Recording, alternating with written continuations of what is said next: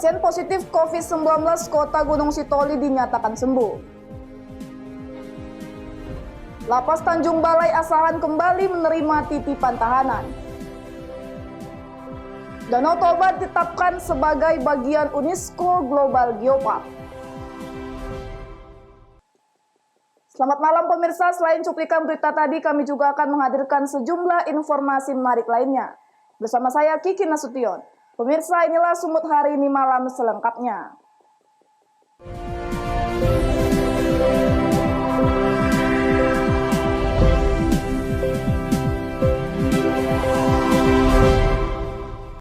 Pemirsa, tim gugus tugas percepatan penanganan COVID-19 Kota Gunung Sitoli menyatakan seorang pasien yang sebelumnya positif saat ini telah sembuh COVID-19 berdasarkan hasil pemeriksaan swab.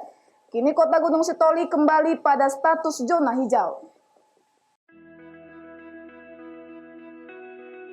Agustinus Zega selaku Koordinator Sekretariat Tim Gugus Tugas Percepatan Penanganan COVID-19 Kota Gunung Sitoli pada konferensi pers menyampaikan bahwa pasien berinisial RL yang sebelumnya positif COVID-19 kini telah sembuh dengan hasil negatif. RL dinyatakan negatif COVID-19 berdasarkan hasil pemeriksaan swab terakhir yang dilakukan oleh petugas Rumah Sakit Umum Gunung Sitoli secara berturut-turut pada tanggal 8 hingga 9 Juli 2020 kemarin. Pada konferensi pers yang digelar di kantor Wali Kota Gunung Sitoli, Agustinus Zega mengatakan RL negatif COVID-19, maka saat ini Kota Gunung Sitoli kembali menjadi zona hijau. RL yang selama ini diisolasi dan menjalani perawatan intensif di Rumah Sakit Umum Gunung Sitoli, kini direncanakan akan kembali kepada keluarganya. Direktur Rumah Sakit Kota Gunung Sitoli yang menyatakan bahwa hasil pengambilan swab TCM ulang yang dilakukan pada tanggal 8 dan tanggal 9 Juli 2020 di dua kali dilakukan swab dengan hasil negatif COVID-19. Diketahui sebelumnya RL berasal dari Manado, Sulawesi yang sengaja balik ke kampung kelahirannya di Desa Bawode Solo, Kecamatan Gunung Sitoli, Idanoi, Kota Gunung Sitoli karena orang tuanya meninggal dunia. Augo Manozega melaporkan untuk Elvarina TV. Pemirsa, perkembangan kasus COVID-19 di Kabupaten Simalungun berdasarkan data dari gugus tugas terjadi penambahan 2 orang pasien positif COVID-19 hasil swab. Sehingga total jumlah pasien dalam perawatan pada Kamis 9 Juli 2020 sebanyak 61 orang. Berdasarkan data dari gugus tugas Kabupaten Simalungun, Sumatera Utara, selama 3 hari terakhir, mulai Selasa tanggal 7 kemarin sampai Kamis tanggal 9 Juli 2020, terjadi penambahan 2 orang terkonfirmasi positif COVID-19 hasil swab. Kedua pasien berasal dari Kecamatan Gunung Maligas dan Jawa Maraja, Jambi. Dengan adanya penambahan tersebut, gugus tugas Simalungun mendata hingga Kamis tanggal 9 Juli 2020, total pasien positif COVID-19 yang masih dirawat sebanyak 61 orang. Sedangkan tren pasien sembuh COVID-19 juga terus meningkat menjadi 30 orang. Data ini bertambah pada Jumat tanggal 3 Juli 2020 kemarin setelah 4 orang warga Nagori Tanjung Hataran yang dirawat di Rumah Sakit Darurat Fasilitas Khusus COVID-19 dinyatakan sembuh pemeriksaan 2 kali swab dengan hasil negatif. Kemudian pasien meninggal tetap 3 orang. Dari 32 kecamatan se-Simalungun, ada 17 kecamatan yang terdata warganya positif COVID-19 dan kasus terbanyak masih di Kecamatan Bandar Huluan. Pemerintah Kabupaten Simalungun melalui Dinas Kesehatan Kabupaten Simalungun tetap melakukan himbauan kepada seluruh masyarakat kita untuk menjaga protokol kesehatan, tetap memakai masker, cuci tangan, jaga jarak, dan juga perilaku hidup bersih sehat. Tetap kita sampaikan jika ada pasien-pasien atau masyarakat kita yang mempunyai keluhan, demam, batuk, pilek, kita di Kabupaten Simalungun ada 46 puskesmas yang tersebar di seluruh Kabupaten Simalungun. Silahkan mengunjungi fasilitas pelayanan kesehatan Simalungun. Pemkab Simalungun melalui Dinas Kesehatan selalu menghimbau kepada masyarakat agar tetap mematuhi protokol kesehatan dan tidak ragu untuk memeriksakan diri ke fasilitas kesehatan yang ada di Simalungun apabila terjadi gejala COVID-19. Kiki Nasution dan Dosi Simarmata melaporkan untuk Eva Rina TV. Komunitas Sedekah Jumat binaan Kapolres beserta Bupati Batubara tidak henti-hentinya berbagi kepada masyarakat yang membutuhkan di tengah sulitnya ekonomi di masa pandemi. Komunitas Sedekah Jumat berbagi sembako kepada kaum duafa dan warga kurang mampu di Desa Sumber Padi dan Desa Antara, Kecamatan 50, Kabupaten Batubara. Pembagian sembako yang dibagikan Ketua KSJ Kecamatan didampingi Koordinator KSJ dan personil Polsek 50 menyambangi langsung penerima bantuan secara door-to-door ke rumah kaum duafa. Selain pembagian secara langsung ke rumah warga, sembako juga disalurkan kepada warga yang membutuhkan di kantor desa di 2 desa tersebut. Apa kegiatan hari ini, Pak? Ya, alhamdulillah hari ini kita memberi bantuan kepada masyarakat desa Antara dan Sumber Padi beberapa paket untuk warga yang kurang mampu yang terdampak COVID-19. Mudah-mudahan bantuan yang kita berikan itu dari komunitas Sedekah Jumat binaan Bapak Kapolres dan Bupati Batubara. Mudah-mudahan bantuan itu bisa bermanfaat bagi warga yang membutuhkannya. Kegiatan sedekah Jumat merupakan kegiatan rutin yang dilakukan pada setiap hari Jumat. Bantuan tidak hanya menyasar pada kaum duafa dan anak yatim, namun juga diberikan terhadap warga yang membutuhkan. Terima kasih ya Pak Bupati, Pak Jahir, dan Kapolres Batubara atas bantuannya. Kegiatan ini sangat membantu warga yang membutuhkan. Diharapkan komunitas sedekah Jumat dapat terus berjalan dalam meringankan beban masyarakat. Taufik melaporkan untuk Eva Rina TV. Sumut hari ini masih akan kembali sesaat lagi, tetaplah bersama kami.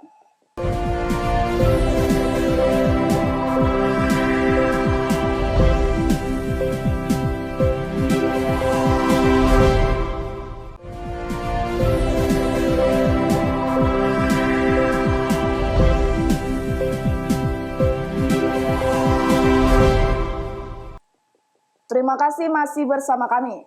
Pemirsa, mantan pejabat pelaksana teknis kegiatan Dinas Pekerjaan Umum Pemko Tebing Tinggi resmi ditahan Kejaksaan Negeri Tebing Tinggi. Penahanan dilakukan karena tersangka terjerat kasus korupsi pembuatan tanggul C Padang.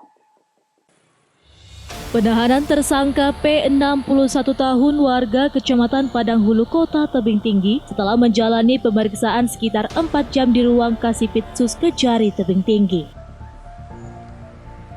Mantan PPTK Dinas PU ini ditahan terkait pengembangan kasus pembuatan tanggul C Padang di Dinas PU Kota Tebing Tinggi dengan nilai proyek 1,5 miliar rupiah tahun anggaran 2013 dengan kerugian negara sekitar 123 juta rupiah. Menurut Kasipitsus Kejari Tebing Tinggi Chandra Syahputra, tersangka ini merupakan pengembangan kasus dari tersangka SA selaku wakil direktur perusahaan. Enggan datang dalam pemanggilan pemeriksaan, tersangka juga dikenal tidak kooperatif. Kasus dugaan tindak pidana korupsi tanggul C Padang tahun 2013 Dinas PU dengan 123 juta. Jabatannya PPTK sebagai pelaksana kegiatan. Pada kegiatan itu. Ya, gitu. Kenapa PPTK-nya saat sekarang ditahan? Kenapa enggak dari? Karena pada saat perkara sebelumnya kan PPK sudah ditahan. Kontraktor rekanan melarikan diri. Kita dapat DPO, baru kita kembangkan dari DPO tersebut. Ternyata ada pihak-pihak yang bertanggung jawab di sini, yaitu PPTK. Guna pengusutan lebih lanjut, tersangka kini dititipkan di rumah tahanan Polres Tebing Tinggi. Akibat perbuatannya, tersangka terancam 5 tahun kurungan penjara. Alex Garingging melaporkan untuk Eva Rina TV. Pemirsa, tim Satuan Reskrim Polres Tanah Karo berhasil menangkap pelaku pembunuhan sadis di Desa Merdeka, Kecamatan Merdeka, Tanah Karo, Sumatera Utara. Pembunuhan ini karena sang suami cemburu terhadap istri yang selingkuh.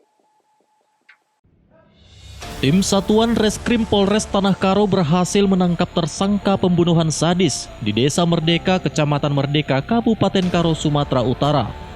Tersangka tega menghabisi nyawa istrinya dengan menggunakan gagang cangkul dikarenakan cemburu karena sang istri memiliki pria idaman lain. Menurut pemeriksaan di kepolisian, tersangka tega menyiksa korban mulai dari pagi hingga malam hari.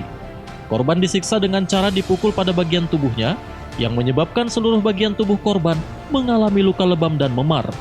Bukan hanya itu, tersangka juga menjerat leher korban yang menyebabkan korban meninggal dalam keadaan lemas.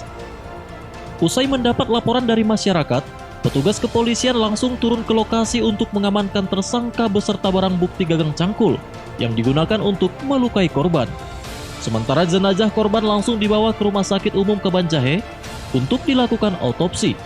Telah terjadi penganiayaan yang menyebabkan orang meninggal dunia yang dilakukan oleh Fauja Tulohia alias Rijal, yang mana korbannya adalah istrinya sendiri, di mana tersangka tersebut melakukan penganiayaan mulai dari jam 11 pagi sampai jam 9 malam, mengakibatkan luka memar, luka bacok, dan luka gores, di mana setelah kita mendapatkan informasi dari masyarakat bahwa jam 05.30 WIB hari Selasa kita melakukan cek TKP dan benar bahwa korban tersebut telah meninggal dunia. Tersangka terancam pasal 351 ayat 3 KUH pidana tentang penganiayaan berat yang menyebabkan kematian, serta pasal 338 KUH pidana tentang pembunuhan dengan ancaman hukuman seumur hidup. Chandra Bukit melaporkan untuk Evarina TV. Pemirsa, setelah sempat dihentikan hampir 3 bulan karena pandemi, pada Kamis siang Lapas Kelas 2 Tanjung Balai Asahan kembali menerima tahanan yang sudah ingkrah maupun titipan kejaksaan. Hal ini dilakukan dalam persiapan new normal. Sebelum dimasukkan ke dalam lapas, 15 orang tahanan ini dilakukan pemeriksaan kesehatan sesuai dengan protokoler COVID-19 seperti penyemprotan cairan disinfektan terhadap tahanan dan barang bawaan serta pemeriksaan suhu badan dan rapid test. Hal tersebut dikatakan oleh Aag Satya Markandea, Kepala Kejaksaan Negeri Tanjung Balai Asahan. Penitipan tahanan ini dilakukan dalam beberapa tahapan. Hal ini disesuaikan dengan kapasitas lapas. Untuk tahap pertama ini, pihak kejaksaan menitipkan 15 orang tahanan. Tahanan yang dititipkan ini sebagian sudah mempunyai kekuatan hukum tetap atau inkrah dan sebagian lagi masih dalam kasus persidangan. Penitipan tahanan ini dimasukkan untuk mengurangi penumpukan para terdakwa di dalam tahanan.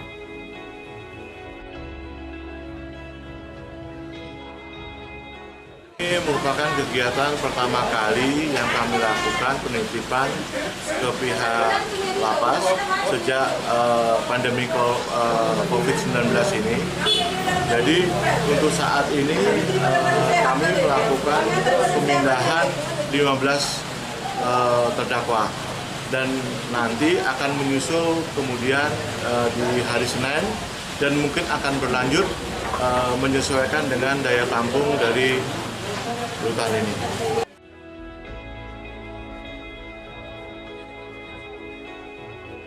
Sebelumnya pihak lapas menunda penerimaan tahanan baru dalam rangka mencegah penularan COVID-19 di dalam lapas. Pihak lapas juga melakukan pembatasan kunjungan kepada para tahanan dan narapidana. Wanda Pratama melaporkan untuk Evarina TV. Sumut hari ini masih akan kembali sesaat lagi, tetaplah bersama kami.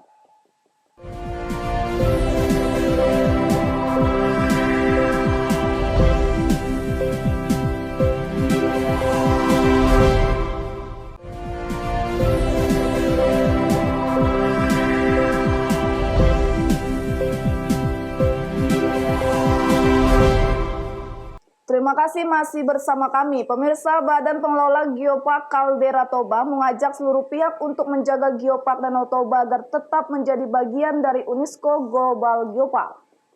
Geopark Danau Toba sendiri telah ditetapkan sebagai bagian dari UNESCO Global Geopark dalam sidang ke-209 Dewa Eksekutif UNESCO di Paris pada 7 Juli 2020 kemarin.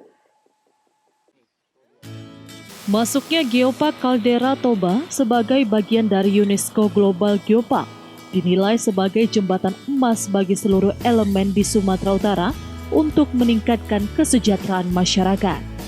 Ditetapkan sebagai bagian dari UNESCO Global Geopark, banyak keuntungan yang bisa didapat oleh masyarakat karena perhatian dunia akan semakin mengarah pada Geopark Caldera Toba dan keinginan pemerintah pusat untuk menjadikan Danau Toba sebagai tujuan wisata internasional semakin terwujud.